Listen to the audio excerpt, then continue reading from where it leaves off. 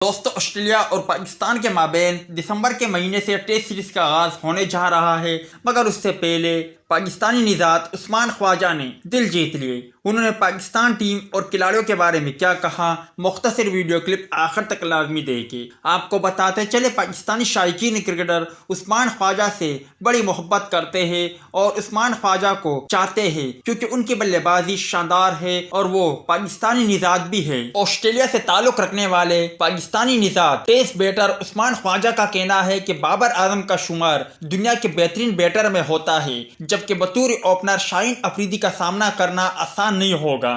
پاکستان اور آسٹریلیا کے درمیان 3 ٹیسٹ میچوں کی سیریز کا پہلا ٹیسٹ میچ 14 دسمبر سے شروع ہوگا، جس کے لیے پاکستانی ٹیم باراستہ دبئی آسٹریلیا کے لیے روانہ ہو گئی ہے۔ پاکستانی ٹیم کی قیادت شان مسعود کر رہے ہیں، جبکہ ٹیم میں بابر اعظم، سرفراز احمد، محمد رضوان، شاہین افریدی، نعمان علی اور ابرار احمد کے علاوہ دیگر کھلاڑی بھی شامل ہیں۔